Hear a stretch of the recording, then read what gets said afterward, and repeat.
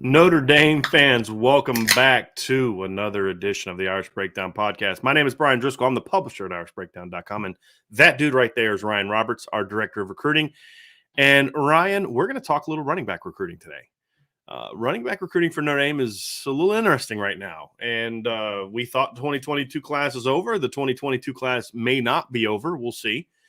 There's some decisions to be made there. The 2023 recruiting is still going on, despite the fact that Notre Dame has a commitment from Cedric Irvin Jr. So a lot going on with running back recruiting. We put up our hot board yesterday that kind of gave the latest. And I want to kind of go through it all today, kind of what's on the board, what are the potential options, where does Notre Dame stand with guys? And then after we talk a little bit of running back recruiting, we're going to talk about the latest rankings release that came out today from ESPN. I did want to make a note to people in the chat. 247 did not release a new rankings. They simply updated their composite to reflect the new data from ESPN. So 247 has two sets of rankings, their own, which did not change. Ryan and I actually went through that before the show just to make sure. The 247 composite rankings did change to reflect the new data. I get to ask this a lot, so I'm going to say it now. The composite rankings for 247 is basically taking all the recruiting services into account, right? And so their rankings get more credit than others, which I'm actually fine with. I don't necessarily buy the on three, like, all the rankings, carry the same weight in ours. That's not a compliment because ESPN shouldn't be carrying as much weight as the rankings you do if you have any faith in what you do as a ranking system. But anyway, it's a different conversation for a different day. But 247 has not changed their own rankings. They simply updated the composite rankings because of ESPN. So we'll talk about ESPN's rankings and why we should even care anymore about ESPN's rankings or anything ESPN does except for carry games. Because I literally cannot think of one thing ESPN does well right now other than broadcast games that I'm struggling to do so, which is sad because my TV used to never be off of ESPN. And now I don't know when the last time I've had it on ESPN was. So anyway, Ryan, let's dive into running back recruiting. Mm-hmm. Things have kind of been shaken up a little bit. We kind of thought we knew what the 2022 roster was going to look like. And then it was about a month ago. Do you remember the specific date of when Jabron Payne got his release from his letter of intent from Indiana? No, not the exact day. I remember I did put an update on the board though a couple days afterwards because immediately you're thinking, right? Is Notre Dame going to be connected? Because obviously his running back coach, Jade Lamar. So just give the background on that, Ryan. Just kind of why this, because number one, he had an offer from Notre Dame from a while ago, but then there was obviously the other connection aspect of it. Yeah, of course. Yeah. So obviously Mccullough was the running back coach at the University of Indiana. Recruited Jabron Payne to Indiana, which was when I did the breakdown of Mccullough as a recruiter, that was his highest recruit ever that he's ever landed was Jabron Payne. He was a 4-star top 250 kid that he got to come to University of Indiana out of the state of Ohio. The backstory basically is with Jabron is that he has dealt with a couple injuries over the last couple years of his high school career that cost him, I think, the entirety of his junior year or most of it. He got hurt in the first game. Yeah. So the majority it was similar to Tyler Buckner's injury when his sophomore year, where he got hurt in the opener and then missed the year. Yeah. And then he also dealt with another injury that we're trying to verify what exactly that injury was during his senior season that cost him a few games. Mm-hmm. Actually was checking in directly with him. Because he only rushed for like a couple hundred yards his senior year, right? Like he played like 4 or 5 games and didn't play a ton. And, Yeah. So then he, of course, asked to get out of his national letter of intent after Coach Mccullough leaves for Notre Dame. Is that the only reason that he wanted out of the national letter of intent? Who knows exactly what the full story is? I'm sure it's definitely a part of the conversation. But he gets out of his national letter of intent. So obviously a lot of Notre Dame fans, which makes complete sense, are like, hey, was Notre Dame going to have interest there? I reached out to Jabron a couple days after the national letter of intent because honestly, I wanted to give him a couple of days because I'm sure he was getting hit up by everybody and it was probably super hectic for him. But at that point, he had talked to Notre Dame a couple times already at that point. So there was immediate somewhat of mutual interest, right? So I checked in on him this morning as we're recording this on a Tuesday. And I just said like, hey, Jabron, just checking in, man. And he told me that he is visiting Notre Dame this weekend. He had visited Notre Dame in the past, obviously, when he was being recruited multiple times, Notre Dame. Yep, multiple times. But he is making the return this time, for the first time, Coach McCullough is now the running back coach at Notre Dame. And this will be an official visit, I believe. I believe so as well. Yeah. I Yeah. believe so. Because, with just the timing of everything, it would make complete sense. So this brings up an interesting conversation because Notre Dame, of course, had one running back in the last cycle, the 2022 cycle, with Jadarian Price out of Texas, which I know Brian is a big fan of, and I saw him in person. I will say that he moves a little differently than most players on the roster, man. He's got a little bit of giddy up to him, especially in the running back room. So he's a really interesting player. Now the conversation is going to set forth because Jabron was just at Kentucky, I think yesterday or the day before. So he is testing the waters, quote unquote. He's taking visits. But now we're left with the conversation of, will Notre Dame take another running back in the 22 cycle? And should you feel good about it potentially being Jabron Payne if they end up doing this? My understanding is they would take him if he chose to come. I understand it from a number standpoint for 2022 to a degree. Here's where it gets tricky for me. I also believe that they're going to still take 2 running backs in the 2023 class, as well as Jabron Payne if he wants to come. So him coming is not going to stop them from taking a second back in 2023. That's the only things that I, can say for sure that Notre Dame is going to do. The concern that I have is I don't disagree with much of what you said, Brian, in that I like Jabron Payne. We were talking about this before the show, just off of his sophomore film when I did my first initial recruiting rankings. This was following their junior years. Using just his sophomore film, he was the number 5 back on my board. He graded out as a 4-star player. Now, number 5 may not seem like it's very high, but the 4 ahead of him were Nicholas Singleton, Dallin Hayden, Jadarian Price, and Gavin Sawchuk, right? Those are all pretty good football players. And a big reason Jabron ranked as low as he did was the knee injury, which impacts the intangibles grade. So I was really curious to kind of see what he would do as a senior because he's a slasher. He's got some suddenness to him. He's not a burner, but he's got plenty of speed. You know what you want for a back. He doesn't get used a lot out of the backfield, but when he does, he shows the ability to make plays. Vision is impressive. Like, I really like the running back instincts that he brings to the game, but there's a big problem. If your concern is depth, a guy that's basically played a half a season in football in the last 2 years is not a guarantee to really help your depth chart.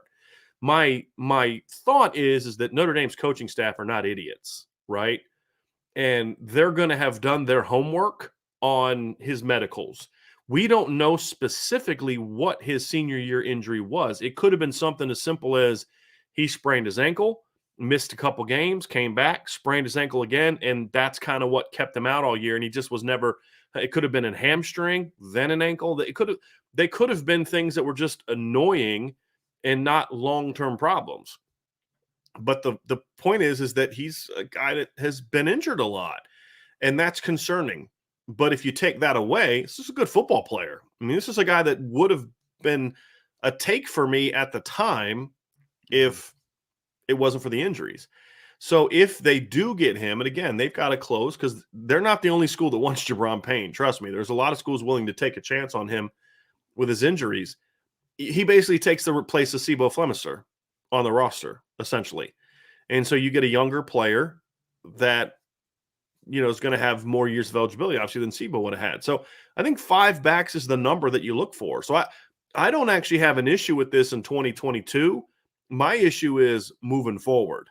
There could come a chance where you could get a little bit of a logjam, and we can dive into that after we get through the 2023 stuff. But, right, he's a good football player. It's just kind of look at it and say, I hope he's healthy. Because if he's healthy, then the conversation is going to go in one completely different direction. But if you're not certain and the medicals haven't checked out, then this conversation to me goes in a different direction. That's what makes really evaluating Jabron Payne a little bit challenging. Well, and I want to just reassure everybody out there. It's not like this is just a Dylan McCullough's here now, so let's give him an opportunity. He was being recruited by Notre Dame before Dylan McCullough. They liked him. Exactly. Yeah, it's just the injuries were the concern for them at the time. For sure. That was the thing. I will say I watched the film after the first time me and Brian talked about it a few weeks ago. I like him. He reminds me a little bit of Brian, I remember you talking a little bit about Dallin Hayden. I consider them kind of similar in the sense that they have great instincts as runners, really good vision. Maybe not pure speedsters, maybe not pure power backs, but just kind of hit every threshold you would want. Like they're just really solid all around backs. And I'm okay with them taking Jabron Payne if he ends up wanting to come to Notre Dame, because I really do think that he has some upside to him. Like this is a Notre Dame level running back. It's not like this kid is, again, just like a charity throwaway offer. He could play football on the level and at Notre Dame. So I'm interested to see how this heats up very quickly, because I think that, like you said, he would be a take for Notre Dame if he chooses to come. There's going to be competition, but I think we should have some clarity on him relatively soon, it would seem.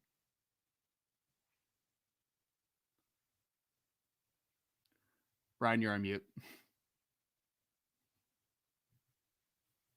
I didn't even know I'd muted myself that time. I'm trying to bring up my board. I actually had him 6th, excuse me. I had him 6th behind Quinshawn Junkins as well. I forgot about him. But I'm looking at my grade, and I had him as a 4-star player. And this is kind of what I said about him. Like, I had him as a top 300 caliber guy. And this was my analysis of him at the time, right? It said, actually, I'll pull this up so people can kind of read it as we're talking, but then I'll read it for the fact that there are some people who are not watching, they're listening. Actually, and here we go again. Can't do that. I'm tell you what, man, they're driving me a little nuts. StreamYard's driving me a little nuts with this issues that they're having with sometimes I can share stuff and sometimes I can't. So it's not letting me share it. So it basically said an injury kept Payne out for the majority of the 2020 season, which drags his grade down a bit, but he's a talented runner nonetheless. Payne isn't the biggest back, but he runs with solid authority. He has a kind of frame that should allow him to fill out nicely and handle being an every down back. Payne shows good speed, possessing a good first step and enough acceleration to hit home runs. His balance and agility are impressive, and they make him difficult to bring down in space. Combined with his toughness and lower body strength, those traits allow Payne to be a highly productive back between the tackles. The LaSalle standout shows good vision and natural instincts as a runner, and he is just as effective on outside and stretch plays as he is running downhill. His low build also makes him difficult to get a clean shot on, which also adds to his ability to make plays after contact. His agility and foot quickness allow Payne to make immediate vertical cuts into open lanes, and they make him a weapon in space. He doesn't catch the ball a lot, but he's impressive when given the chance. He has made pass game plays out of the backfield and when lined up in the slot. Payne is a good route runner and catches the ball naturally. In the right offense, he could play a good amount of slot. That was my analysis of him based off sophomore film. And that was, done. I published that back on my birthday last year. So May 11 of 2021. So that was done almost a year ago. Right. And so at that time, this isn't like, okay, well, now that Notre Dame's looking at him, let's say nice things about him. Right. It's good back. It's just, again, I go back to the first sentence. It's the injuries. Mm-hmm. And that's the big question mark. But clearly, both staffs are familiar with this kid and think they like what he brings to the table. Now the question is, are they willing to, how hard are they going to push? And is he willing to do what it takes to get to Notre Dame? I think those are both very interesting questions, but because there are some other schools that can promise him a much more favorable depth chart, so it's going to take some work by the staff to, convince him to be part of the class. But what we have been told, Ryan, as I said, is that they definitely like him to the point where they want to, they're giving it a legitimate run to get him. This isn't just a favor to the running backs coach, is kind of to the point that you made at the beginning. Yeah, no, I agree completely. And I think it's really interesting too, Brian, because I think when you have the numbers you have at running back, because you had Chris Tyree, obviously, what was that, the 2020 cycle, and then you signed the 2 kids in 2021 in Estime and Diggs, and then you signed Jadarian Price, and Jabron Payne would be the second running back part of the 2022 class. Obviously, that depth chart does start to get very crowded. I think that you can take a gamble on a player that has some injuries when you maybe think that his upside is that where it's like a long-term investment. Mm-hmm. I mean, you have seen him a little bit more than I do. So I guess the biggest question is is the risk worth the reward conversation for the piece? Because I like this film. We haven't seen much of him the last 2 years, but certainly talented in my opinion. Right. Certainly. The interesting thing is, Ryan, like one of the responses I always get when we're having these kind of conversations is load up, just load up on players. And that sounds great, but it's not always practical because there's two concerns that you have if you have too many players at a position. Number one is you can't coach them all, meaning you don't have reps for all of them. Okay. You can't get all those guys on the field. Now for 2022, if they land Jabron Payne, that's not a problem because they're at 5 running backs. It's all good. And I actually think he is a prime redshirt candidate, and I almost never say that about running backs. But because of the injury history, like let him get healthy. You know, he doesn't have a big workload, so it's not like you're worried about, his running back clock based on the volume that he's had in high school. He has about a little volume as you're going to have of a guy who actually played running back, right? So he's a prime redshirt candidate, in my opinion, that if you need him, he can help you, but it gives him some time to get healthy. Let him go, get back, shake the rust off of the last 2 years on the scout team. And now you're giving your defense a good look because he gets a good back. And then, we'll see kind of what happens in 2023, but that's really where you kind of get into concern. If Chris Tyree doesn't go pro, and I have no reason to believe he is going to go pro right now, he doesn't have barely 1,000, doesn't have 1,000 yards career rushing.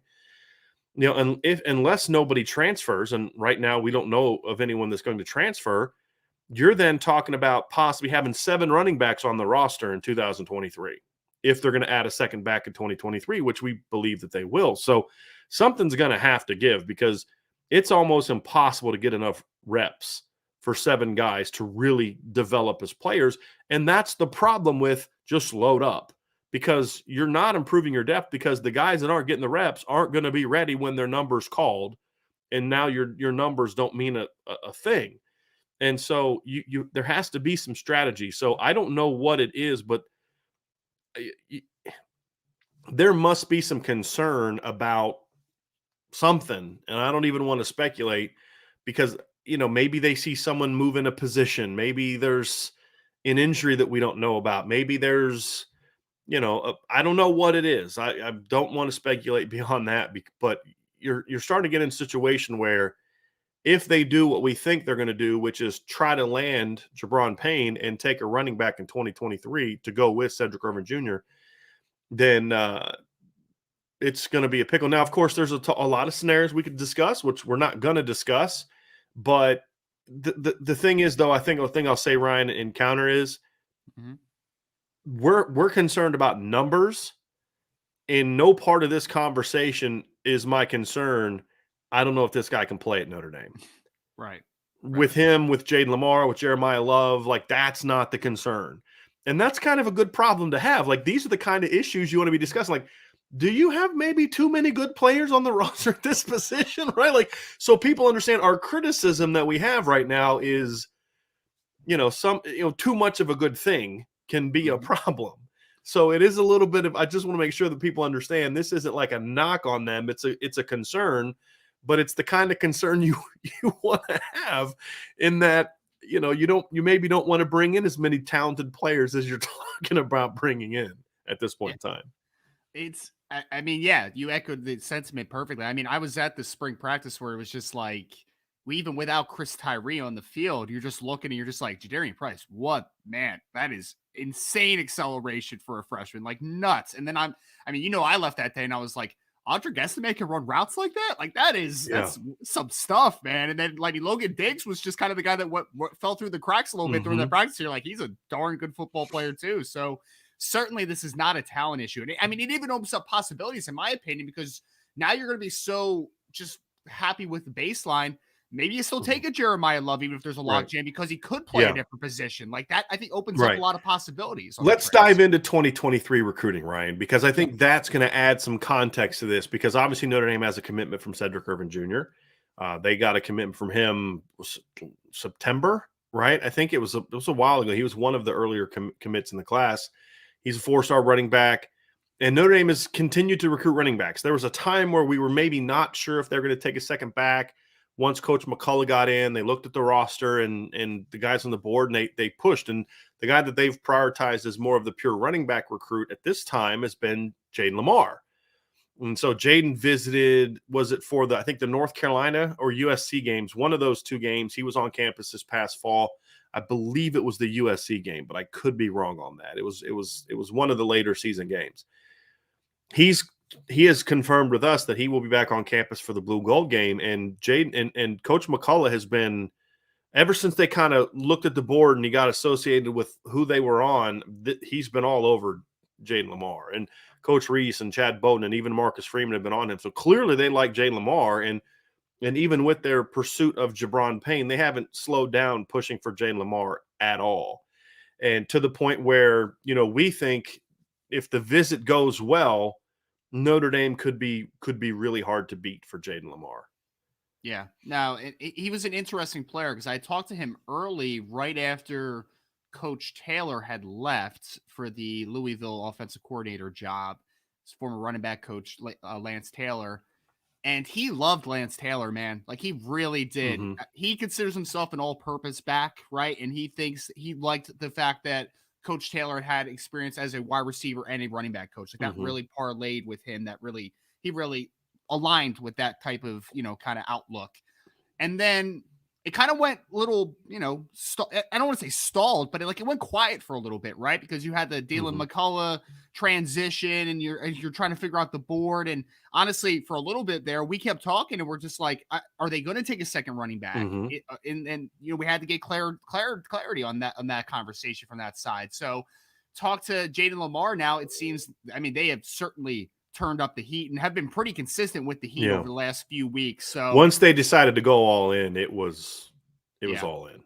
And we've had conversations with this. I think we both really like Jade Lamar. I am even a little bit higher on Jade Lamar because, I really think that I think he brings a little more dynamic element than a Cedric Irvin. And although I do think that they are somewhat similar players, I do think he just brings a little more from a dynamic skill set perspective. I don't disagree with that at all. I don't think our difference of opinion is necessarily about Jade Lamar. It's more about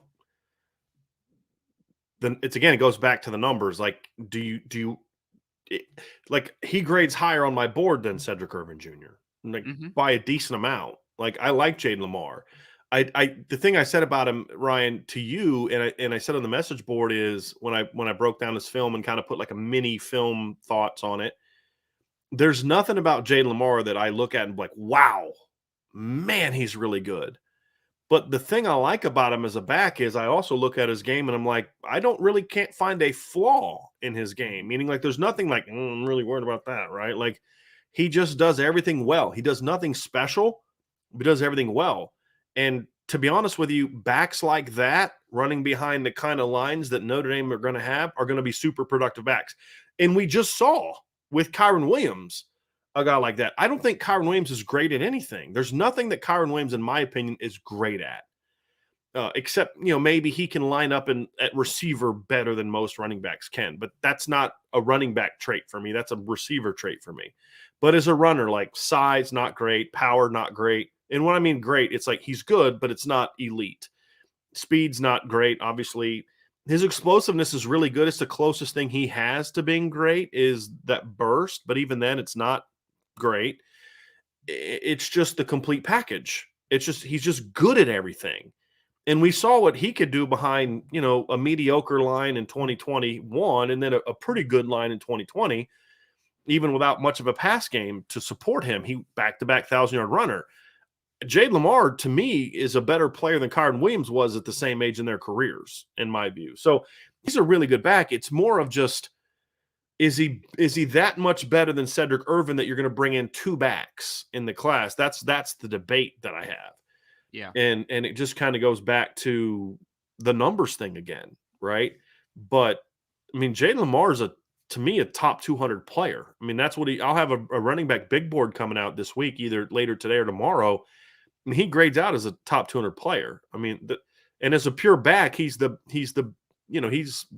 only guy that I graded out higher is just a pure runner is Justice Haynes, who people have as a top 100 player. And it's not by a ton. I think Justice Haynes is a good back. I don't think he's quite what some people make him out to be, in my opinion. I don't think there's a huge gap between him and Jade Lamar, Ryan. I'm kind of curious on your opinion because they have no shot with Justice Haynes. But I don't think Justice Haynes is this way better prospect than Jade Lamar at this point in time. I mean, we talked about this a couple weeks ago. I don't think this running back class is that great just in general. No, just nationally. Yeah, I don't see like I mean I see a lot of good backs, but I don't really see a dude. Like I've seen some of the names and I've No. watched a couple of like the top guys and Yeah, like I'm Richard like, Young's a good back. Cedric good player. Baxter's a good back. They're good Sure. backs, Yeah, but they're not. I mean, they're not Nicholas Singleton, right, from right. last year. They're not like that elite. Some of the guys Bama and George have been getting in recent years. They're not Travion. I mean, there's no one that can hold a candle what Travion Henderson was as a junior in high school, in my opinion.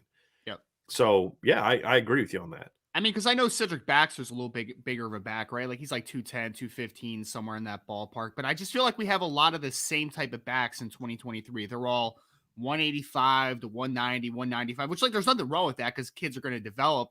And I also do want to put like there's a big disclaimer here that like these guys all have a senior year to play, right? So they could get a whole lot better. There's no doubt. But I think that Jade Lamar is one of the best running backs in the country. Like, I don't think there's any doubt about it, in my opinion. I mean, one of the best that I've seen anyway. And I agree. I don't think there's I think there's a gap, but I don't think there's a huge gap between him and a Justice Haynes. Haynes has a little more juice, in my opinion. He's just a little bit of a different athlete, but I don't think that it's so much so where it's like, I mean, it's especially not debilitating from the sense. So, like if Haynes was like 75 to 100, Jaden's 150, right?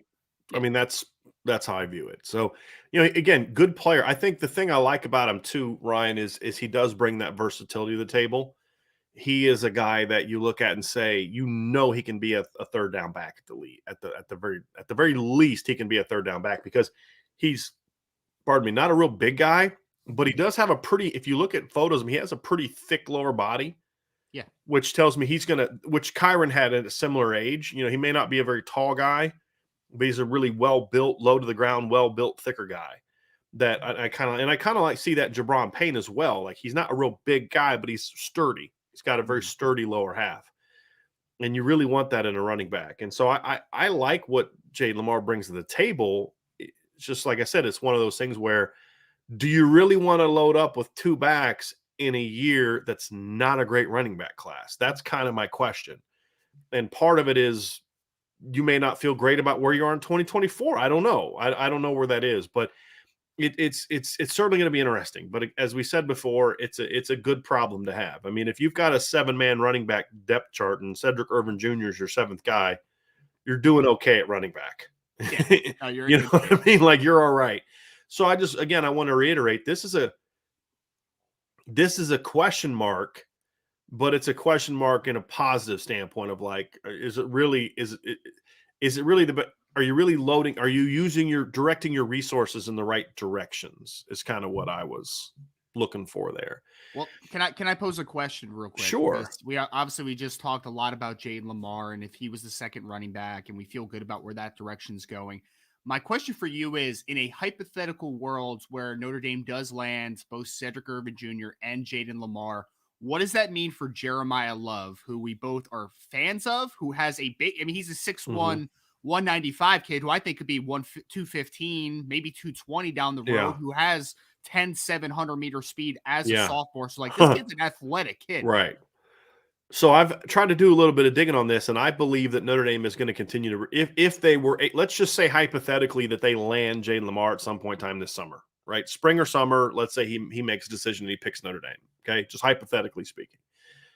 My understanding is Notre Dame will still continue to recruit Jeremiah Love because they view him, like we've talked about, as not a pure running back. He's an athlete that you figure something out for. And there's several guys like that. And I'll say that is something I really like about this staff. They are more willing to recruit guys not knowing what position they're going to play than maybe we've seen in the past. And Ryan, I know you see this in the NFL when you're doing draft. There's a lot of people that have been coaching a long time that get real nervous when you can't say this guy plays that. They get real nervous. And I think that's one of several things that factored into Jeremiah Wusu-Koramoah slipping last year. Just one of them. There's other factors, but I think that's one of them. And so to me, when I look at it and I see a guy like Jeremiah Love, when I see Samuel Mpemba, when I see Ronan Hannafin, for the life of me, I can't tell you where they're going to play. Because if you ask me on Monday where Ronan Hannafin's going to play, I'm like, he's a rover, right? And then you ask me on Tuesday where Ronan Hannafin is going to play, and I'm like, man, I really, I had somebody I trust tell me, boy, he reminds me a lot of Alec Pierce from Ohio State or from Cincinnati. And I'm like, yeah, I see that. You know what? I like him at receiver now. Wednesday, I'm back to Rover. Thursday, he may grow into a Will. Friday, you could convince me maybe you give him a shot at safety, right? Like that's just the kind of guy he is. Samuel Mpemba, same thing. They're recruiting him for Rover. He could play Mike. He could play Will. He could play Viper.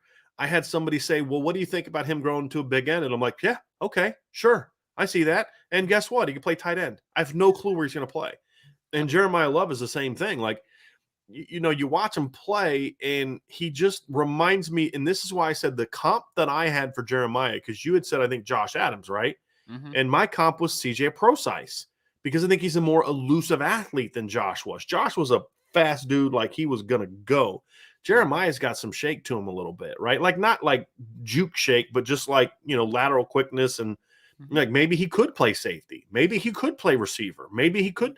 So, and then if there are some injuries at running back, you could put him at running back. And CJ Procise played safety, receiver, and running back during his career at Notre Dame.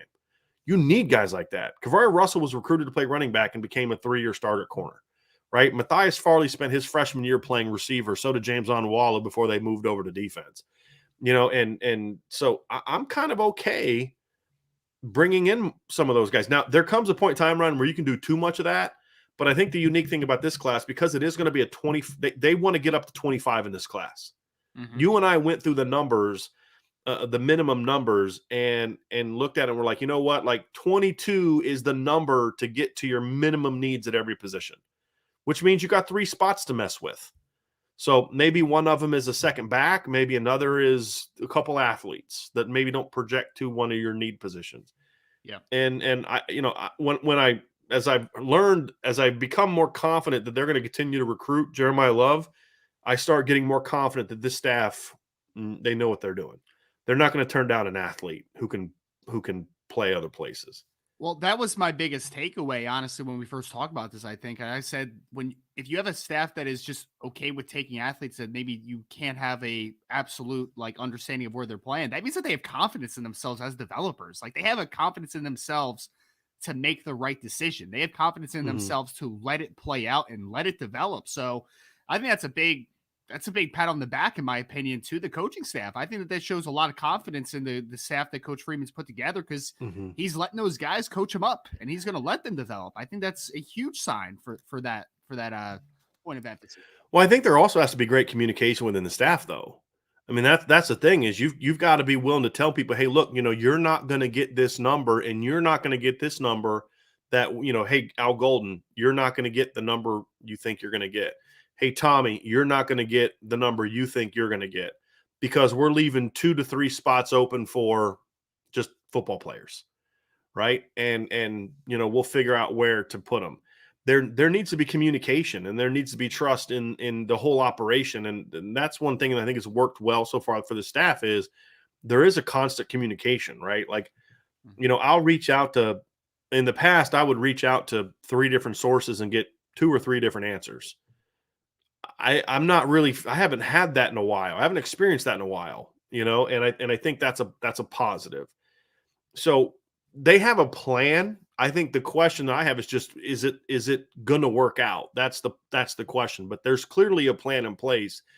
And when you look at running back recruiting, it's going to come down to just a situation of, can you close on the guys you want, right? That's the big thing. They got to close on the guys they want. They want Jabron Payne, they want Jade Lamar, and they want Jeremiah Love. Can they close on all 3 of them? That's going to be a big question mark. But it's one I'm looking forward to kind of finding out, Ryan. When you think about breaking down this group. Before we begin, I do want to Ray Panconi with a super sticker. Ray, thank you very, very much for that. Randy Hernandez also with a super sticker. Randy, thank you again also so much for that. And then Ray had another super chat, Ryan, that he had a question on, and Ray is dating himself. So me and Ray are probably a little bit closer to age than me and you, Ryan, you and I. Ray, because I remember this guy. We need to use Tyree like the Browns use Eric Metcalf. That is how he will be used in the NFL. I see him as all-purpose back, not a bell cow, wide receiver, running back, and returner. So I think I understand where people are coming from with this, but I think we have to. The reality is, Ryan, there really aren't bell cows in college football as much as there used to be. No. Now there are still some, right? Brees Hall was a bell cow, right? I mean, Kenny Walker was a bell cow, but a lot of teams don't really have that. Like I've pointed this out when Georgia played for the title in 2017. They had two great backs. Nick Chubb clearly is a guy that can be an every down back, but if I remember correctly, and I'm going to pull this up again because I've said this a couple times, and I want to make sure that I'm accurate. Sony Michel. So no, with Nick Chubb. Nick Chubb that year, yes, I'm correct. Nick Chubb only carried the ball 20 times in a game once that year, and he went 15, 13, 16, 15, 16, 16, 16, 13, 20, 11, 15, 12, 13, 14, and 18, and he rushed for 1,300 yards. He averaged, he had 223 carries in 15 games because they obviously played for a championship that year. And then obviously Sony Michel carried the ball 156 times that season. And, he had 5 games where he carried the ball less than 10 times. I mean, the reality is if you have depth at the position, you don't need a bell cow. But that doesn't mean that Tyree has to move out of the slot, right? Or move out to the slot. He's not a receiver, right? He's not the shifty type of player that an Eric Metcalf was. And I don't know if you remember Eric Metcalf, played for the Browns. Number 21. Yep. So, I don't know if he's that kind of athlete. I think there's this impression of Tyree that he's like this really shifty slot kind of guy. And that's not really it. He's a one cut and go explosive home run player. Right. And I think that as fans, we're maybe writing him off. Well, not maybe. I think some of us are kind of writing him off as the running back way too early, in my opinion. Because as good as Logan Diggs looked last year, his production as a freshman wasn't close to the production that Chris Tyree had as a freshman. Not close. Chris Tyree was 2.5 yards better per carry. He doubled his yards, more than doubled his yards. So I don't think we need to just assume that Chris Tyree is going to be a change of pace back. I think he right now, from everyone I talk to, he is going to be the starting back. Now, can you use him in different ways? Yes. But I don't know if I'm at the place yet where I'm ready to pigeonhole him as some sort of situational running back, as he's going to kind of rotate in with those other guys. I think right now he is their best running back, in my view. Yeah. Well, I think that it's really a interesting conversation for 2022 season because you have Chris Tyree, who's that smaller one-cut home run threat. You have Logan Diggs, who's kind of, really, I consider him a very slippery runner, very patient type of back. And then you have Estime, who, has, I think, underrated quickness for as big a back as he is, but he's a 228-pound running back. So you have a very different mix of backs, and I think they're going to mesh really well together. I also don't think Chris Tyree is that like slot guy. Like I consider him, he can make an impact in the pass game because I think, running choice routes and option routes against linebackers, like and that's wheels rare. and seams like we've seen him do. Right. Exactly. He's not going to line up in the slot and run a corner route where he screws the safety into the ground. I don't see that. He's not a guy you throw a screen to and he's going to make 3 people miss and cut back across the field and do no, you want somebody to do that, give the ball to Lorenzo Styles, right? Like that's not Chris. And that's not a criticism. It's just I think the problem that some people have, and I've heard this a lot, and I'm not putting this on Ray. This is on other conversations I've had. It's because he's not like Kyron Williams that they assume that that's like a negative. Well, Kyron's shifty and he shakes. I'm like, okay, fine, but not every back has to be that way. Terrell Davis wasn't that way. And so it worked out pretty well. Terrell Davis wasn't like Barry Sanders. They were completely different backs. Emmitt Smith wasn't like Barry Sanders. Walter Payton wasn't like Barry Sanders, but they were all great backs. And I think that's kind of the thing for me with Tyree is, number one, I don't think Chris Tyree is a 20 carry game guy, but that's not really a thing anymore. And that's kind of, again, that's kind of where it comes down to for me, Ryan, is I don't think that's the criticism that it used to be. It used to be a thing where if you weren't a 20 carry guy, that was going to hinder you, right? As a lead back, because that's where the game was. I don't think that's really a thing anymore. I'm looking at Kyron Williams last year. He carried the ball more than 20 times twice last year. Yeah. 4 times the year before that. But what was one of the criticisms we had? They're not using the other backs enough. Right. And so he was an every down back. You would agree with that, right? Kyron was an every down back. Absolutely. So I just think we need to.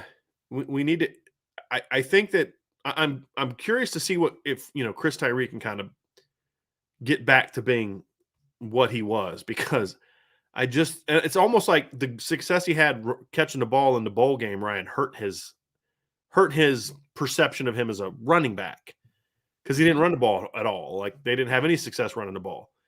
But he has 100 yards passing, but it was all out of the backfield. It was a swing route that he took for 20 yards. It was a quick blitz beater over the middle. It wasn't like they threw him the ball in space and he made people miss. You know what I mean? Like, the wheel route he caught for a 55-yard touchdown against Toledo, that wasn't a receiver thing. It wasn't a slot thing. All his big plays as a running back have come out of the backfield.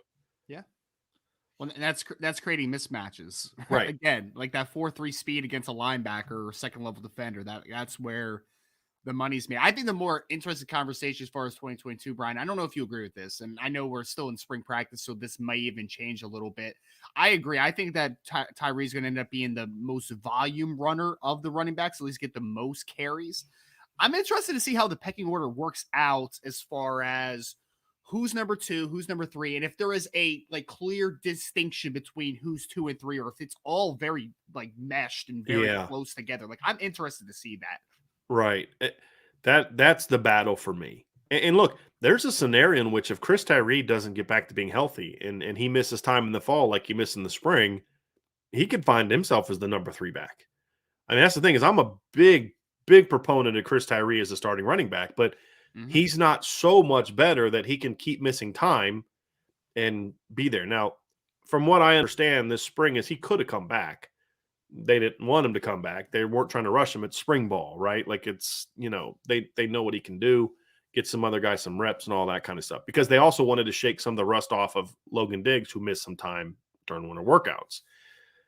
So I don't think it's, I think there's a lot of assumptions that it's going to be Diggs, Tyree, Estime.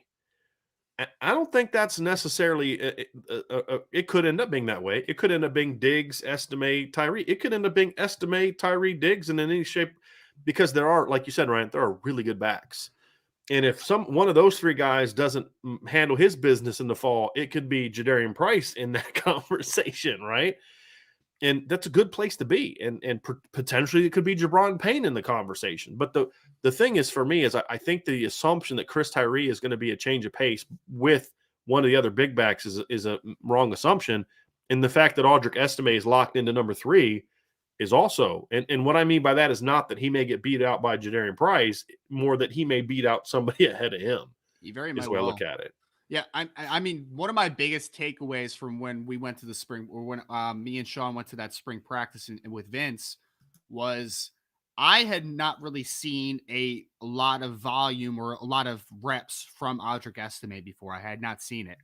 That kid's impressive, man. Yeah. If you leave the spring and he's your 3rd back on this team, I mean, nobody can ever tell me that there's not talent on this running back room. I know people would question that, right? Because they'd be like, "Oh, Kyron's carrying the ball so much. Why are other running backs not getting more playing time?" All that conversation. I'm here to tell you right now, Audric Estime's foot quickness for 228 pounds is absurd. Like, it is really, really impressive. He was running some routes and just one-on-one where, I mean, the fluidity that he has for 228 pounds, it was impressive as anything for me. So I agree.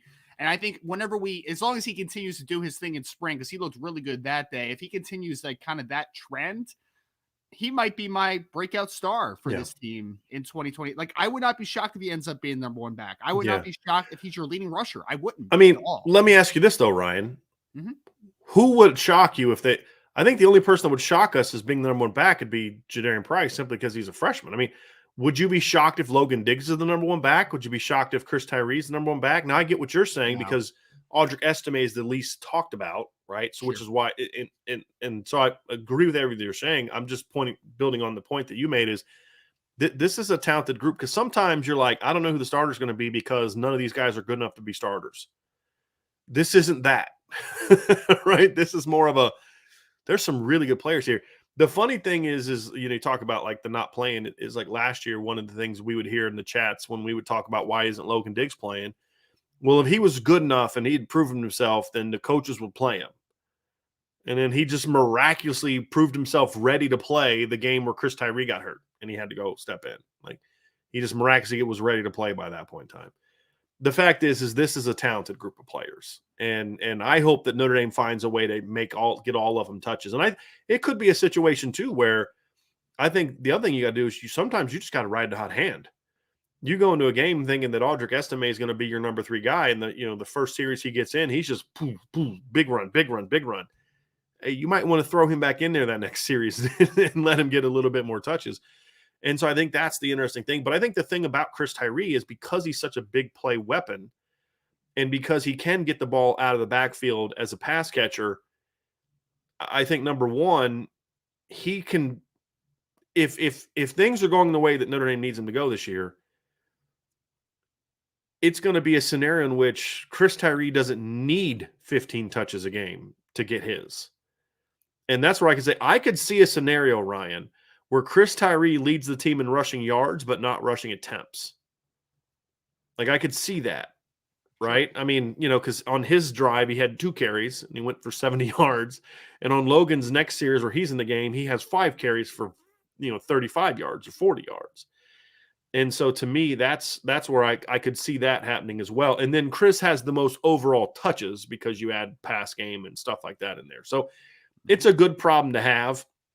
And then if you throw, kind of circling back, if you throw Jabron Payne in there, I think what that does is if he's healthy, and that's a big if, and we're hoping to find out, I know you've made inquiries to Jabron about what the injury was last year, because if it was just like I pulled my hamstring and it just never got right, and that's a different deal than I broke my foot or my shoulder popped out of socket and I couldn't play, or I tore my knee again, right? Like, and that's why we're trying not to speculate on what that injury was, because I don't know what the injury was.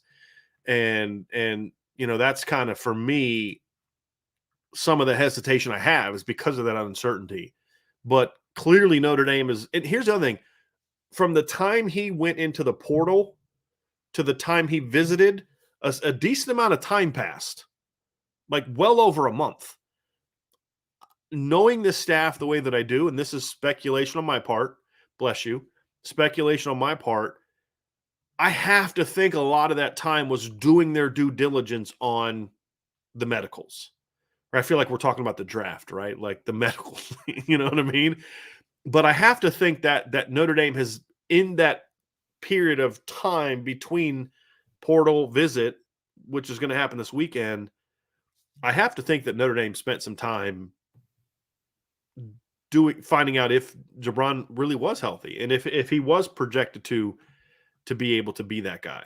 I think that's one element, Brian, that, I mean, it's not even directly to Jabron Payne. It's not really directly to this conversation as much. But I think the one thing with the transfer portal is that there is some like legitimacy to hide if you're a player, to hide information, right? Like, you haven't seen a player in person. And I know that so I do some scouting stuff for the College Gridiron Showcase, which is an NFL-based, all-star event. But they're even putting out an event sometime in June where they're allowing every player in the transfer portal to come out and to get verified measurements, to get verified information as far as like testing and stuff. And I think that's like one thing that people can fall into with the transfer portal a little bit, is that like you don't really know what the product is that you're getting until they're there, right? Like, you haven't seen them maybe ever in person. So I think that there is a battle that you might be facing a little bit with the transfer portal. So we look at it, Ryan, get back to kind of Jabron Payne. It's going to be on campus this weekend. Notre Dame's making a push. They'd like him on the roster. We'll find out if they can make that happen. And he was not an early enrollee at Indiana, so it's not a transfer situation. It's, can he clear the academic situation? And that diligence was done a while ago because he was a guy that Notre Dame recruited. So it's not like they're starting from scratch there. And then, of course, you've got Jeremiah Love visited in mid-March. That went really well, and you reported on that at the time. It went really well. And Jade Lamar is going to be on campus April 23rd. So running back recruiting has been certainly much. It went from like super quiet, like we couldn't hear like almost anything. And then like there was a report about, Jade Lamar and training Notre Dame, and then you talked to him, and it was like, I don't even have a visit set up to Notre Dame yet. You know, it's just like, okay, where's this going? And then all of a sudden, bam, bam, bam, Love's on campus, Lamar's coming, Jabron Payne's official visit, and it caught up quick. So it was pretty interesting how the whole thing has sort of translated.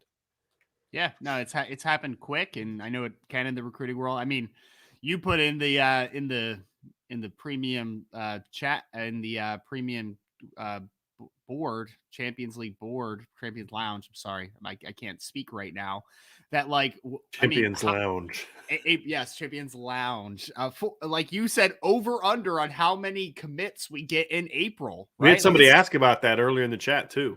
Right. And I mean, I think you set the over under at 4.5, right? So it's like things are happening quick, man. And they're going to continue to happen quick, which is always why it's so exciting, but especially for running back, because I felt like for so long we were just trying to understand exactly how the numbers were going to shake out in 2022. If there was going to be Jabron Payne in the class, potentially, I mean, if they choose to get him in there even now, what's 2023 going to look like in effect to that? Because that's going to have a ripple effect to a degree. So it's moving fast. It's going to be a busy April, and we're going to conclude it, or not conclude it because it's only going to be the 23rd, but I can't wait to get in person in there for the spring game and to kind of see how everything kind of shakes out from a visit standpoint, because there is a lot of talented players. I mean, we have 8 of 9 commits in the 2023 class for Notre Dame that are going to be on campus. And if you're on the premium message board, you should go take a look at the visitor list, because that weekend is going to be absolutely insane in South Bend. Yeah, and it's growing. I mean, there's going to be more added to that list. And I think you said Cooper Flanagan is the only, I think you said committed kid that won't be there that weekend. Right. And he's trying to get back, but what'd you say? It's probably going to happen. His visit's probably either going to be before or yes. an official in the summer, correct? Yeah. So he has one visit set up for, I believe, this weekend, and then he has another that was June 10th or something like that was his official. Yeah. Yeah. And I think that I would imagine that the reason you want to come back this weekend instead of the blue gold game is he wants to see the practice. I think it's a confirmation that, yeah, okay, because again, it's a guy with a new coach, a new position coach. Exactly. And, you want to, and that's like Brendan Vernon was on campus on Saturday. And not that there was no wavering going on with Brendan Vernon. It's just more about like, hey, I want to see Coach Washington in action, right? Like I want to see him working with the group and those kind of things. We've seen other players. I'm trying to think there's another guy that said that too, another commit that was like, I can't remember which one it was. We've talked about so many kids, but it was like, look, it's not that I'm wavering. I just want to see coach in action. And I think that's a good thing. And I know that was something Carnell Tate wanted to see, when you're getting to see Coach Stuckey working with the receivers and things like that. So, I think that's certainly going to be something that a lot of the kids want. And for a kid like Cooper Flanagan, you can't come for that this weekend and then come back for the blue gold game. That's not exactly a cheap couple trips, right? Since he's coming from Northern California. So it's not like Drake Bowen can come whenever the heck he wants to, as long as he doesn't have baseball practice. And I think it's worth mentioning too, for his official, that is, I believe it was June 10th that I put on the board as well. Rico Flores is also going to be in town too. Is also a California kid. So I think it's smart of Notre Dame to get kind of that same demographic of player coming at the same time. I think that's a pretty smart and strategic way of doing it. I think personally. I think that's going to be their big June weekend too. Like there's always one weekend, and at least, well, always we've had like what 2 summers worth of official visits. We're really one because COVID messed up the 1 year, but there's usually like that one weekend that's like the big weekend, and it's looking like June 10th is going to be that weekend because I believe there's a couple commits slated to do their official visits that weekend as well, and so including some local commits. So if that's the case, then that tells me that there's a chance that sucker is going to be really loaded up with big time players. So it's interesting. There's a lot going on for recruiting between now and then. Certainly no question about that. We did have a couple questions we want to get to. Look, we're kind of wrapping up the recruiting part, Ryan. I want to address some of the things that were brought up at the beginning about the recruiting rankings, but we did have a couple questions about running back that I wanted to get to. And then we'll get to the Benjamin Carchie's question about the blue gold game when we at some point as well. But two things. Quinn Kibler said, do you think Tyree's run style is more lethal tagged with an athlete like Buckner, more complimentary compared to the other guys, that is? I was with you on the first part, but when you turned it into complimentary, that's where you lost me. I don't think Chris Tyree is a complimentary player. And because when you say that, Ryan, you're usually, to me, it implies that he's not the guy, can't be the guy. He's complements something else. I think the first part of what you said, do you think Tyree's run style is more lethal tag with an athlete like Buckner? 100,000% agree. I know that's not a real number, but, not in this context. It should be. It should be. It isn't, but just not in this context. Sure. I think that when you have a back that's explosive vertically like Chris Tyree is, it's really dangerous when you have a quarterback that's as dynamic as Tyler Buckner. And we saw that in 2017. I mean, how many times did Josh Adams just take an inside zone or a buck sweep 60, 70 yards for a touchdown untouched? Why? Because you're trying to figure out, okay, am I defending him or am I running with Brandon Wimbush, who proved against BC that if you focus too much on the running back, he's going to pull it and run for 200 yards in the game, which he did against Boston College, right? And so that made that team very dangerous. And Brandon Wimbush at that time didn't have, in my opinion, the passing prowess that Tyler Buckner has now, which makes it even more dangerous. So yeah, because a guy like Tyree, Quinn, is, if there's any hesitation on the part of a linebacker, a safety, or an overhang, you're not catching him. It's just not going to happen. And so when you're running, like what I think we're going to see a lot more of is Notre Dame. Harry Heaston is a zone coach, right? Like he can coach buck sweeping, he can coach counter, and they've run some G scheme with him in the past. Like it's not that he doesn't coach other things. That's not what zone coach means. Nobody just runs inside outside zone. The Broncos back in the day didn't just run inside and outside zone. What it means is that's your bread and butter. That's the foundation that you build your run game around. And so we're going to see a ton of inside zone this year. I have a feeling a lot of it will be read zones in RPOs, because you're going to want that running element with Tyler Buckner, which then means on times when you aren't running a read zone and Tyler Buckner's giving, but then taking off on a run fake, which he needs to do every time. Like if you're handing the ball off, if it's a designed inside run, you better be running and carrying out that fake.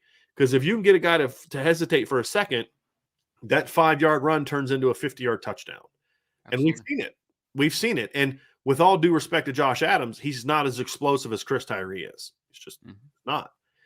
Because Josh needed some steps to kind of get that speed going. Chris is an explosive back. He's got the combination of burst and long speed. And so, yes, I think it is more lethal. I just don't think he's more complimentary. I actually think if you're going to talk about complimentary, I think Logan Diggs is the most complimentary of all the backs because he does so many different types of things. He can be a guy that only maybe touches the ball 7 times, but he can pass block, he can catch the ball, he can do a lot of different things.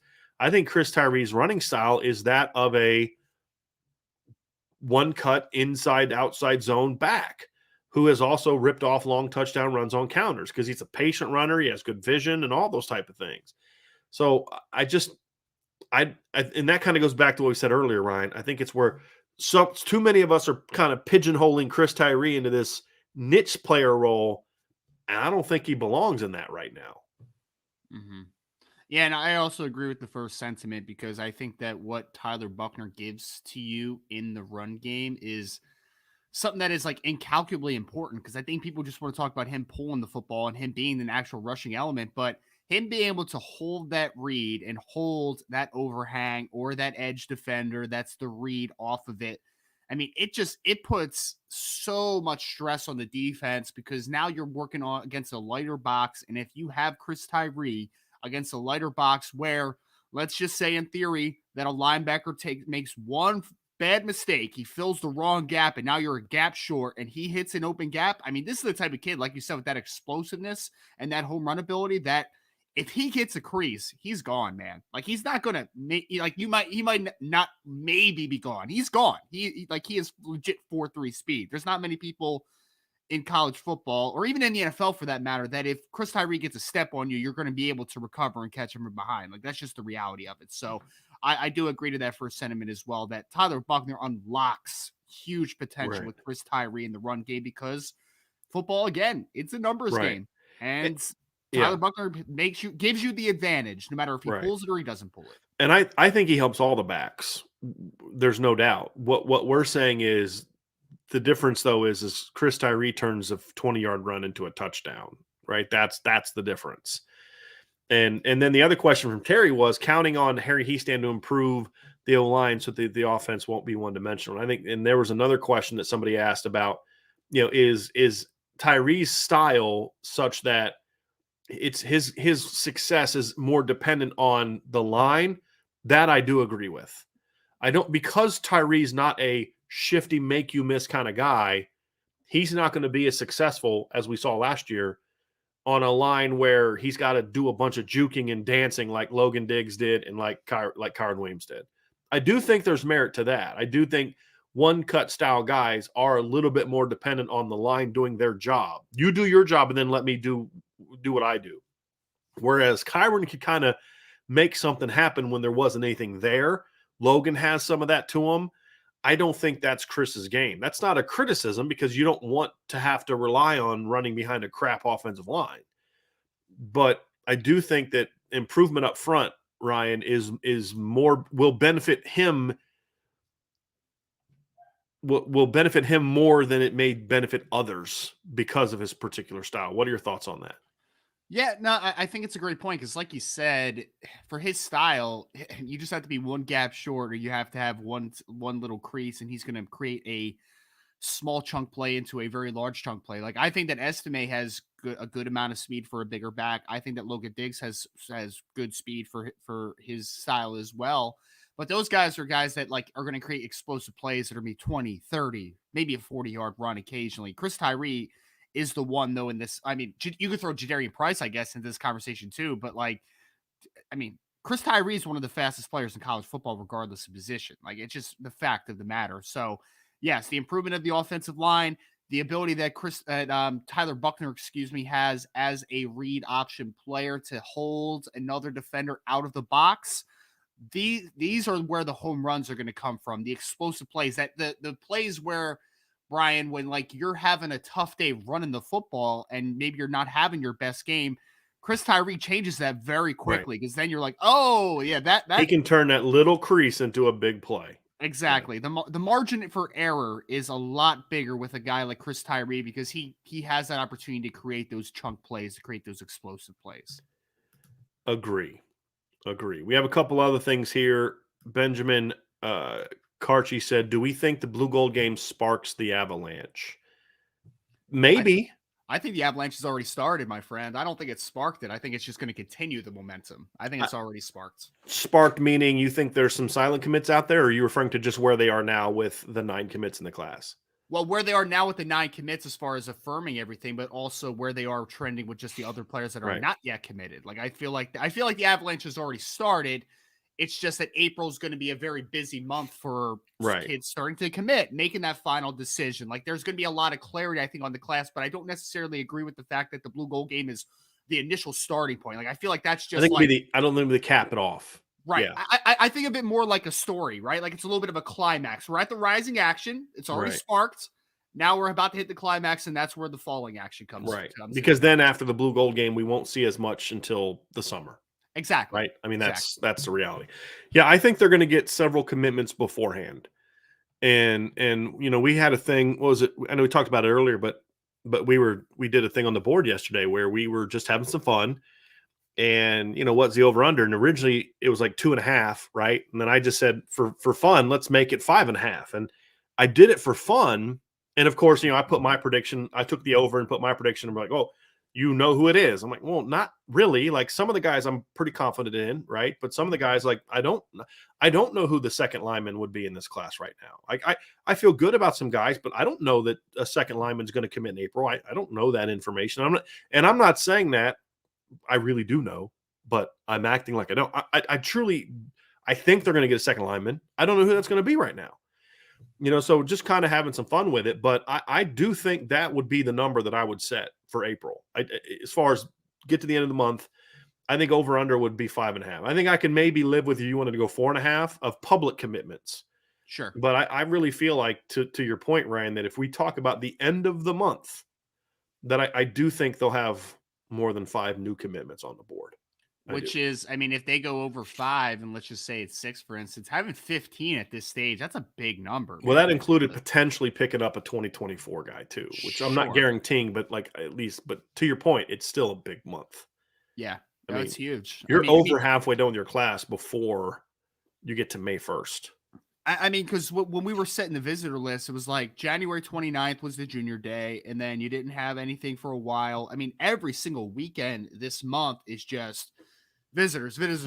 And then that obviously concludes with the 23rd, which is the biggest visit weekend that we've had to date. Right. So I think that the avalanche has already begun, Benjamin. I think that if I would call the Blue Gold game anything, I would call that maybe a little bit of the falling action, or maybe we're still in the climax a little bit of the class. Like, I think that's where I think we're going to start to see a little bit of clarity already before the Blue Gold game, and then the Blue Gold game is just going to continue that momentum. That's what I consider it. Yeah, I think that's right. I think it'll begin before then. Now, could I see the Blue Gold game maybe being where more numbers happen? Maybe. But again, I don't think you're going to see like 5 kids committed to Blue Gold game, like people think, because honestly, if I put myself in their shoes, Ryan, which was a lot longer ago for me than you, but if we were back to, we played high school football, right? And we got recruited to play college football. I wouldn't want to commit on the same day as 5 other guys. I want my moment, right? Like, I'm just being honest. I would have. And I know that these kids a lot of times do. They want their moment. And sometimes okay, so for example, Brennan Vernon and Keon Keeley planned their commitments out together, but they didn't do it the same day. They went one day and the next day, right? They worked that out, right? And so I think we may see something like that, but I don't think we're going to see like 5 kids committed to Blue Gold game. I don't think that's going to happen. I think some will be before, some will be maybe the day of, some will be after, but I don't think it's going to be a situation where it's like 5 kids commit, right? It would surprise me a little bit, to be honest with you. It really would. Now, it doesn't mean that I don't think multiple guys could do it. I don't think it'll happen that way. I don't know. What are your thoughts on that, Ryan? Yeah, no, I agree completely. I think that, I mean, especially in today's age, right? Like, I mean, you'll get a commit that, is silent, that wants to, just take a few weeks to get their commit video done, like it happens all the time. So, and I don't blame them at all. I feel like I would be the same way. I ended up playing Division III football. So like, I wasn't a big deal. Right. But if I'm a high level player that can get on CBS or get on ESPN or get on whatever, X network to announce the commitment, I feel like I would, because like you said, that's a big decision in someone's life, and be able to play Division I football, especially at somewhere like Notre Dame, like that's a big moment. And I don't blame anybody for wanting that moment for themselves. Absolutely. I don't. See, we had some things here. Brandon Plensner says, I don't understand how there are new rankings in the offseason unless this is their first ranking since fall football ended, but I doubt it. It's not their first ranking update since the season ended. So I don't know what the ESPN rankings are based off of. It was, we had Notre Dame 2164. The new 247 rankings were up today. Pretty much all Notre Dame players committed, and all players committed Notre Dame fell except Keon Keeley. That's because Keon Keeley's the only guy that didn't fall in basically in the ESPN rankings. And that was the 247 composite rankings. But Brandon's referring to the ESPN rankings, Ryan, and as I looked through them, and I know you looked through them too, it's not even just about Notre Dame guys. This wasn't an anti-Notre Dame rankings update. This was just a bad rankings update.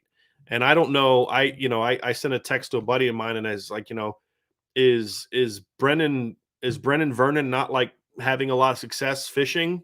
Is his snowboarding technique not right? Because that's about all he's done since the season, since the last ranking came out. Like what caused Drake Bowen to drop 44 spots?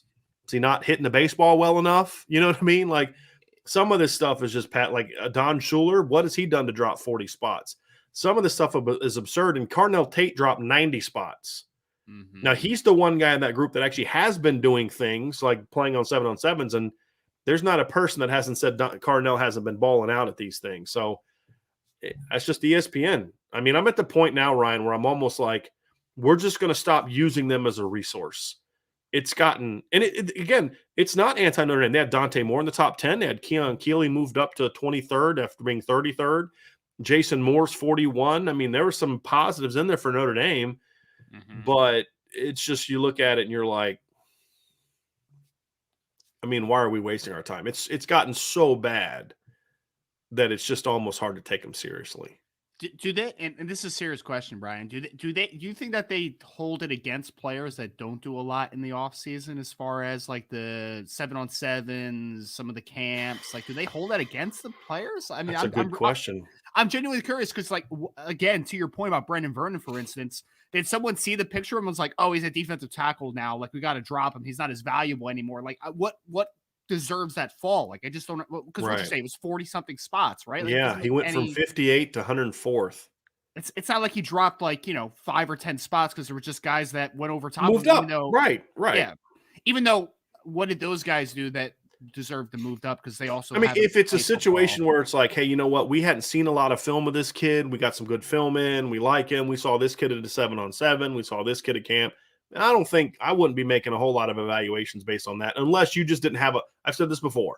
Camps and in 7-on-7s are good for kids that you haven't seen a lot of, in my opinion. And then kind of confirming some things, good or bad, that you've seen on film of other kids. But it shouldn't be a thing where, like, wow, this kid had average film and then he dominated a 7-on-7 without pads, and so we're going to move him up 50 spots, or drop him 50 spots. Like, I remember when Rivals did this with Ronald Jones. They had him at one of their dumb Rivals camps, and he was like a 5-star back, like ranked really high. They dropped him down because he didn't have a good camp. And I remember talking to him. He's like, dude, I got like 3 reps over the course of like an hour. You know what I mean? And he's like, I dropped a couple passes. He was like, it was such a weird thing. And of course, he goes out for his senior year and he rushes for about 3,000 yards and 40 touchdowns. He goes to the Under Armour game and he's the MVP of the Under Armour game. And guess what? He's back up to, a decent ranking. And it's like, these things are so silly. Like, why are you evaluating a running back based on what he's doing, no pads on, right? Like, it just, why are you dropped a linebacker because of what he did at a camp? What? Like, seriously? But that's just what they do, because look, they've got stories to write and sell, and they've got clicks that they need to achieve. That's really what it comes down to. I think ESPN has biases. I mean, obviously, if you are in their All-Star game, you're going to go up or you're going to not go down, right? I mean, you're at least going to stay the same.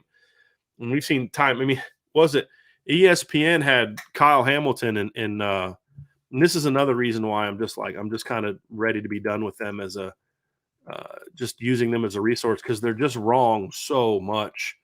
They had Kyle Hamilton ranked as the number 165 player in the country, and they had Quentin Nelson ranked as the number 175 player in the country. It was just significantly low. And the reason it's a problem is, look, we all make mistakes. I've had guys I thought were better that they would be. I had Josh Barajas as he wouldn't have been a 5-star in my current grade, but he would have been a 4.5-star guy, like top 50 guy. And he was terrible, right? I mean, we all have misses, but like, when you're missing that bad with players that are obviously, and everybody else has them way higher, it's just like there's either a bias there that just makes your rankings not usable, or you just aren't good at this. And I'm not sure which one is more relevant for ESPN now. Is either they're just not good at this, or their bias is so absurd that they don't even care about being respected or honest anymore. Yeah, and I mean, there's a lot that we could digest as far as, I mean, what was it? Top Notre Dame wide receiver target, Carnell Tate, was what, the 19th rated receiver? Right. He's ranked higher than that overall with everyone else. It's absurd, man. It's just, and even, I mean, and this is very big nitpicking on my part, and I will admit that.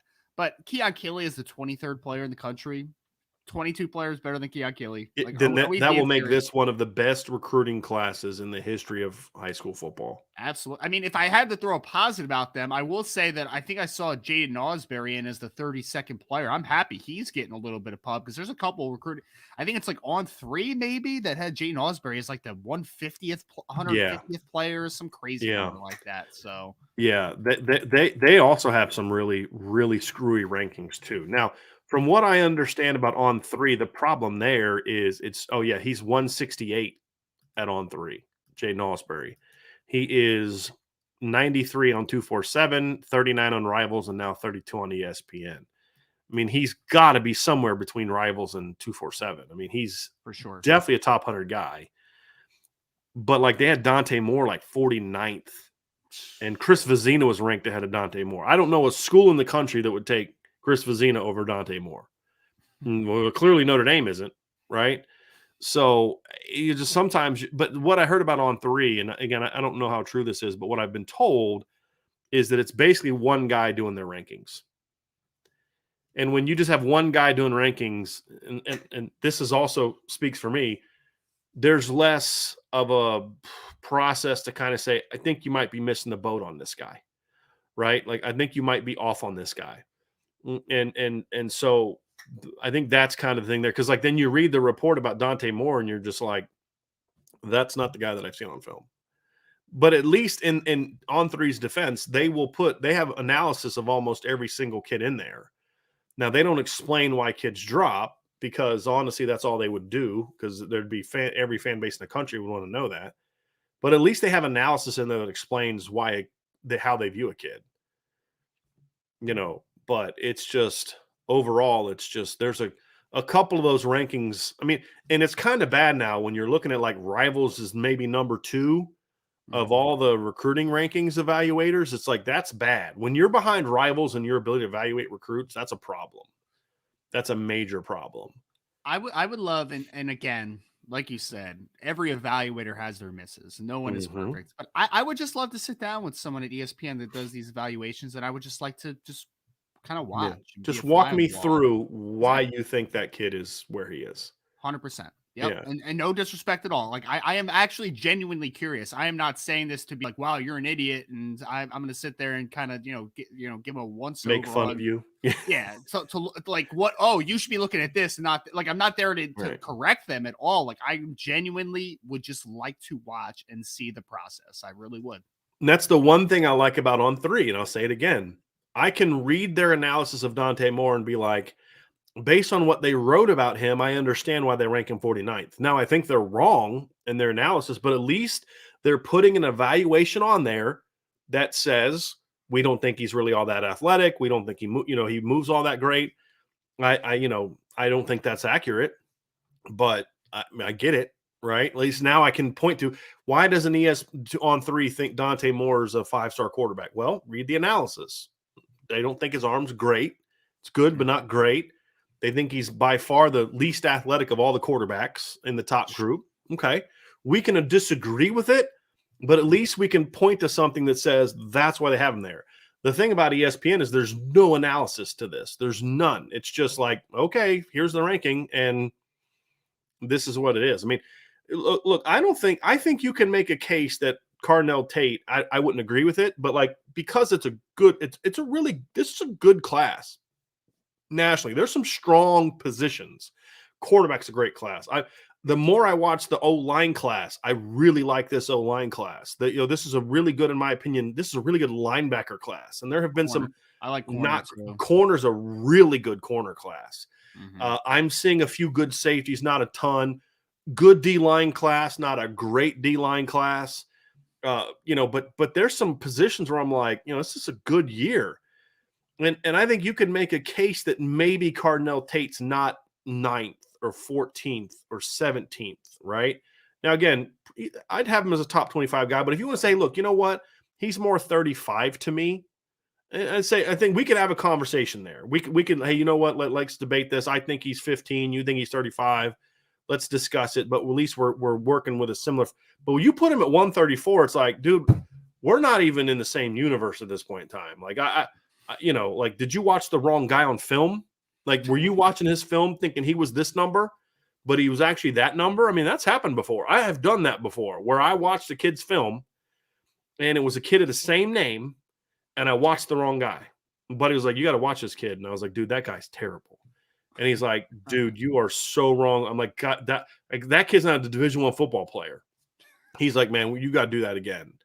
And I'm like, "Send me the film you're looking at." And he said, and I'm like, "Oh yeah, that's not the guy I watched." I mean, it happens. Like you think he's number such and such, and you think he's number 68, and he's actually 60, but you think he's number 68. But the way the high school jerseys are, you can't, there's a 69 on there and you watch the wrong guy. I mean, stuff can happen.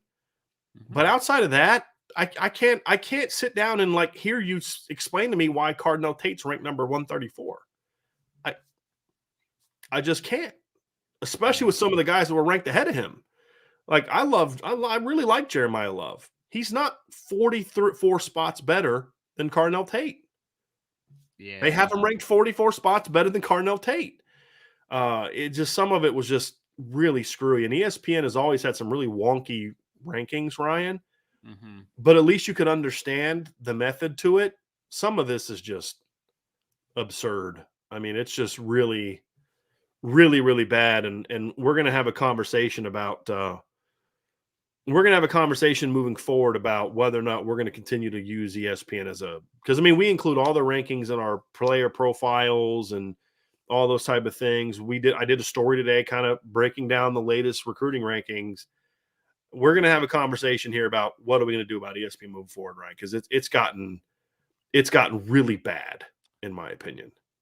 Did you see that they had Jaden Greathouse listed as a tight end? No. Are you serious? Go to their list. Number 85, Jaden Greathouse, tight end H. Wow. Back. They have him as I saw that he was 85. Yeah, my next conversation was going to be like, hey, I am the biggest Jaden Greathouse fan probably in the world, but like he's not better than Carnell Tate, right? Like that was going to be my conversation. But then I saw tight end next to his name. At 6'2", 220, he's listed as a tight end. Yeah. Okay. There's nothing about his game that says tight end to me. Nothing about his game. Yeah, I'm looking. That's a little nuts, man. Yeah, they've got Mac Markway ranked number 122. They have Mac Markway ranked 12 spots higher than Carnell Tate. Think about that. I mean, that's about as an absurd of a thing as I've ever seen in my entire life. I mean, that is just bad. I mean, that's just like I don't even understand. Like, yeah, I don't get that one at all, Ryan. And again, it's not just Notre Dame guys. I mean, there's some other guys I look at and I'm like, that guy's not going to Notre Dame, and that's a stupid ranking. Like, I have a hard time believing that there's 150 better football players in the country than Caleb Presley. Agree. I mean, he's not coming to Notre Dame, and no one thinks he's coming to Notre Dame, so they're not going to have him ranked there because of that. Rodney Gallagher was 172. That's absurd. I mean, it's like, okay. I mean, they even have, and I liked Avery Johnson, the quarterback out of Kansas. They have him ranked as the 94th player in the country. Yeah, no way. Not now. Yeah. No. I mean, unless your entire ranking is built on just pure upside. But even then, there'd be some contradictory things to that because I don't think that would make sense for some other guys to be ranked where they are. No. But I'm just looking through, and they dropped Cedric Irvin out of the top 300, which that didn't. I mean, he was 265. But then they also dropped Cooper Flanagan out, which I thought was a little strange. Kyler Casper is the number 237 player in the country. Have you seen him play, Ryan? Have you seen film of Kyler Casper? He's a tower. And he's athletic. Like, I don't see basketball player. Yep. I don't see how you can have him at number 239. The next lowest is 247 at 143. I think Rivals is closer to him. I'll be honest with you. I've probably agreed with more of Rivals rankings in this class than I have anybody else. And that's kind of makes me want to cry. Like I'm just looking at these ESPN their wide receiver rankings are very odd. I feel like very odd. It's strange. It just, there's no, like, I can't even get around like, okay, I don't agree with that, but I understand it. There's just some of this stuff is just, I mean, as I was going through it earlier, just shake your head and you don't have a clue what's going on. Caden Fegan was 285. I definitely think that's too high. I mean, a lot of the big schools passed on him. That's why he picked Illinois.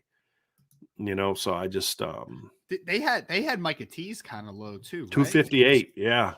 That's Yeah, they had Jade Lamar at 256, I believe, which I'd probably put him about 50 spots higher than that. But when I'm arguing like 200 to 250, that's not like a big argument for me, right? Like that's kind of in a wheelhouse. Like, I just and like honestly, like Brendan Vernon's ranking, I don't think that he's super far off at 104 from where I'd rank him. I kind of have him like 75 to 85 right now, 75 to 90.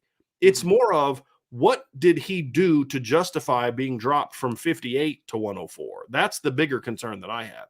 What did Drake Bowen do to be dropped from, what was it, like 42 to like 86? That's what you can't explain to me. And that's the part that I have a hard time working through, Ryan. As I look at these rankings, it's like a lot of that just doesn't make a ton of sense to me. So yeah. Anyway, I feel like we could just walk through this list and just have a lot of different conversations. Oh yeah. Oh yeah. And I think putting Arch Manning as the number one player in the country is just lazy, in my opinion. And I think the Arch Manning thing is interesting because I feel a lot of people overrate him because he's a Manning. And I think the opposite happens with others. I think there's a lot of people that underrate him because he's a Manning. You know what I mean? Fair, yeah. And I think he's a top, as the more I've watched Arch and studied his film, I think he's a top 30-ish type of player. I just don't think he's a top 5 kind of guy. Sure. And, that's just kind of, it is what it is. But I'm not going to sit there and be like, he should. I've had people tell me he's not a top 100 player. I'm like, yeah, I don't think so. And like somebody said, Irishman said the thing they did is commit to Notre Dame, and it's like, but they've had multiple ranking updates since some of these kids committed to Notre Dame. Yeah, and you can't use Keon Keeley as an example because you could say, well, he's leaning other places, so that might explain why they, because the 3 guys that are taking visits are the ones that either went up or didn't move. It was Justin Rhett, Peyton Bowen, and Keon Keeley, or the 3 that didn't move. Justin Rhett went down a spot, Peyton Bowen stayed, and then Keon went up 10. And the guy that we were talking about most was Carnell Tate, who's not in the class for Notre Dame right now. Nor would anyone at ESPN think he's going to pick Notre Dame. Right. Like I would imagine people at ESPN think he's going to pick Ohio State. So again, I don't think this is an anti-Notre Dame thing. I just think this is a you're not good at your job thing. Like Derek LeBlanc at 31, that's way too high for him. Well, here's some of these positions are just weird to me because I'm looking at 217 Rico Flores, which 217 I'm cool with. That's fine. He listed him as an athlete. Why is he listed as an athlete? Do you think that he could play a different position other than receiver? Is anyone even recruiting him to play another position? That makes no sense to me. That tells me that there's some people that maybe could why is he not just listed as a wide receiver? I don't understand. Right. Chase Basantis at 52. Yeah, that's way too high. You need to throw a 1 in front of that. Yeah. he's certainly a top 200 kid, but yes. Come on. Yes. He's more 150. Noah Rogers at 57 is definitely too high. Dylan Lonergan at 62, the quarterback from Georgia, is too high. Yeah, Devin Houston at 182. That's nice to see, though. He's getting. I think Rivals is the only one that doesn't have him ranked on that level. I believe On3 has him at 264, 247, 174, ESPN 182. Rivals has him number 14 D lineman, but they don't have him in the top 250. So they may have him right where On3 is at 264, but. Yeah, it was nice to see him be there. Explain this one to me, Brian. Explain this one to me. I have the son of Dalen McCullough, Diane McCullough, at 168. And then we already talked about Micah T's at 2-something. How is that? Explain that one to me. Can you explain? Because they're both listed as corners in this ranking. Yeah. I don't even dislike that Diane McCullough, but I watch Micah T's and just guys. Right. Come on. Right. Yeah, Harris Sewell at 65. They have Harris Sewell 20 some spots ahead of Monroe Freeling. That's not happening. And Luke Montgomery is a guy that all the recruiting services have ranked high, and I don't get it. I don't think he's a top 100 player. He's a good player, but I don't get that consistent ranking of him as a highly ranked player. And Jaden Wayne at 74. Have you seen Jaden Wayne yet? The kid from Washington? The Washington Edge, the big, right? long, athletic kid from what? I have a hard time believing there's 73 football players in this country better than him. Ethan Nation at 81 is a corner. It's way too high. Yeah, some of these rankings I just look at, Ryan, and I'm like, what are you doing? And they have nothing to do with Notre Dame. Nothing to do with Notre Dame. No. So I just noticed. I didn't actually notice the Avery Johnson one earlier. I didn't even notice that one. And that's a bit of an odd one, but hey, it is what it is. They had the kid from Maryland, the Umeazulu kid at 107, just behind Brennan Vernon. He's got some upside, but that's one that I don't get either. They have him over 100 spots higher than Boubacar Traore. I don't understand that one at all. Yeah, no, that one doesn't make much sense. Yeah. I'm even looking like the kid that Notre Dame's kept contact with, the Cameron Lenhart kid from IMG, the defensive end, 117, and Boubacar's like 20 something, 211 or something like that. Yeah, it's just. I'll leave it with this: if you think that Mac Markway is better than Carnell Tate, you shouldn't be doing this. And if you think he's 12 spots better than Carnell Tate, you need to find another line of work. And we'll leave it at that for this part of the conversation. And then Kuba Puig says, I can't believe On 3 dropped Dante to the number 4 quarterback. Why? That one I can see. This is the thing that we were saying earlier, Ryan. I think that we can explain that. And now, not that I agree with it, but you can look at On 3's analysis of Dante Moore and say, okay, I disagree with their ranking, but at least they explained it. And basically, here's what it is. They talk about his accuracy and efficiency. They call him a touch passer and all type of things. Has a quick release, shows a good arm, capable of hitting deep shots off play action, put together efficiency, et cetera, et cetera. Does not appear to be quite the athlete or run threat as some of the other quarterbacks in the cycle at this time. Will need to continue improving his movement skills and foot quickness. So agree or disagree with that evaluation, at least you can point to it and say, okay, here's why they have them. Right. And, again, I don't agree with it, but at least you can point to it and say, okay, this is where they have them. Now, the interesting thing is they actually have him as the number 5 quarterback on their personal rankings. They have Arch number 1, Malachi Nelson number 2. They have Nico number 3. And then they have Chris Vizina ranked ahead of Dante Moore. They have Chris Vizina at number 20. Number 20 overall. Number 20 overall. Wow. Yeah. And he is ranked 79 by ESPN, 53 by 247, 54 by Rivals. I think I would probably have him in between Rivals and ESPN.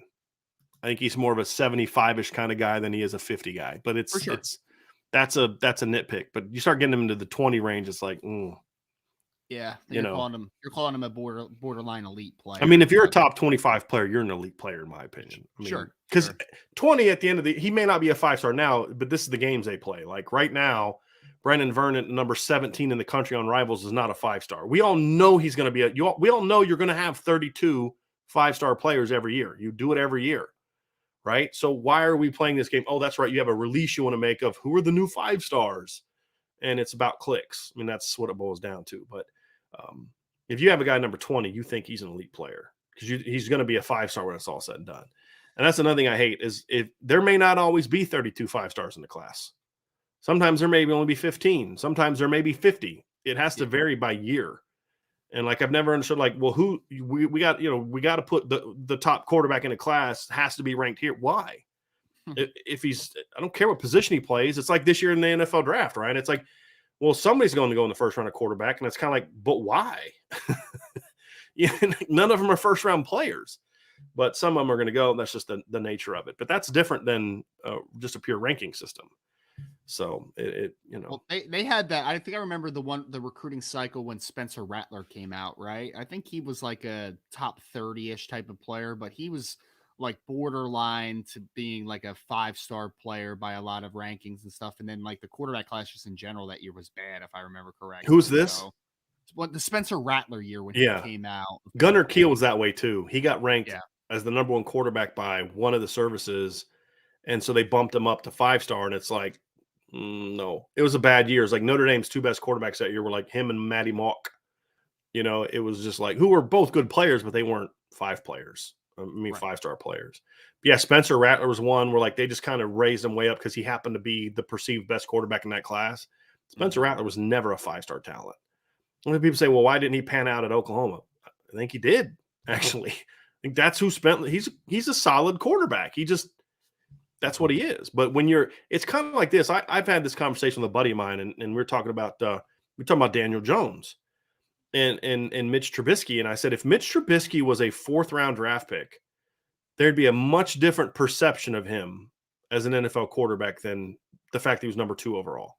Same exact career. There'd be a different perception of him. Doesn't mean he'd be a better player, but the perception would be different. And same thing with Spencer Rattler. He got beat out by an elite player. He's not an elite player. And that elite player is only like, 1 year behind him, 2 years behind him, significantly better player.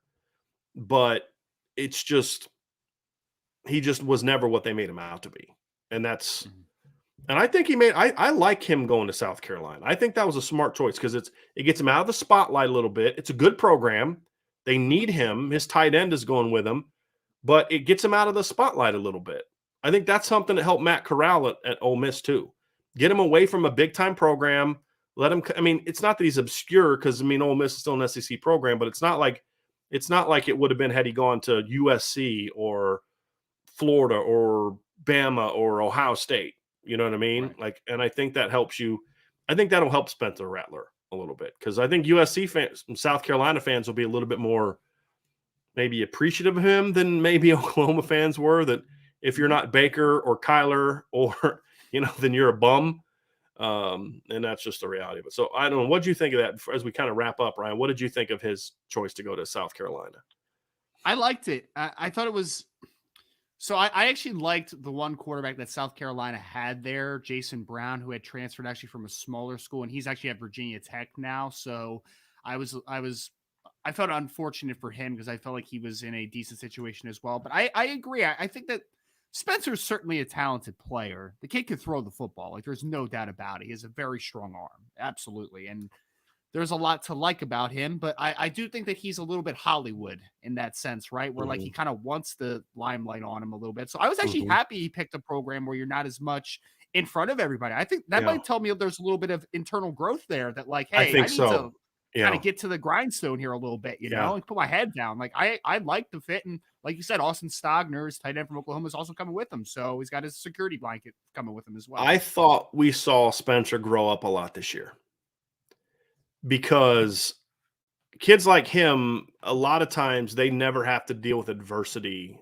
as an athlete. Now, kids will deal with adversity as people and life and all that. That's not what we're talking about. We're talking about dealing with adversity as an athlete. And a kid that has been told he's a great player for as long as Spencer Rattler has been told he's a great player, tends to maybe have an opinion of how the world should treat him that is it's not really healthy. And I think he was a bit immature when he first got there, but we saw some things last year. Like one of the things he got an NIL deal, or when the NIL thing passed, he put a thing out about how X number of his stuff is going to go to charity, right? Which I thought was pretty cool. And and then when he had his struggles and he went through the benching and all that kind of stuff, whenever he came off the bench, there was no pouting. There was none of that. It's like, hey, I'm going to do my job. He was a good teammate. And, and I think that his decision to pick South Carolina again showed that, maybe last year ultimately was good for Spencer Rattler. Not that I would wish that on anyone, but sometimes you maybe need a little bit of adversity to get to that point where you're able to start making more mature decisions as a young man. Especially at quarterback. I mean, because there's going to be ups and downs, like always. So when adversity hits, I think that can show kind of character a little bit. And like I said, Yeah. I thought that decision really showed me something. Because I mean, let's be very forthcoming about this. There were other programs that wanted Spencer Rattler. Like, he's a talented bigger than kid. South Carolina. Yes, exactly. But I think that just shows a little bit maybe of understanding of where the growth needs to continue in that sense. So I was happy to see the move. I think that it's going to be good for him in a lot of different ways. Yeah. So, Ryan, I'm going to look down here, see if we have any more questions. Thank you for booting that one. Yes. Yeah. I don't know where those things come from. It's the weirdest. It's the weird. And they'll just pop in like at the end of a 2-hour-long show or something like that. It's very strange. All right. I think that's going to be it, everybody. This was a good show, Ryan. Thank you for joining me today for this Talk Running Back. Obviously, a lot going on. And I think this next month is going to, I think we're going to know very clearly by the end of the month where everything stands with everybody. So I don't expect these things to drag out. And what I mean by it, they'll either be in the class or they'll have moved on. One of those two things. I don't think this is going to drag on into the summer.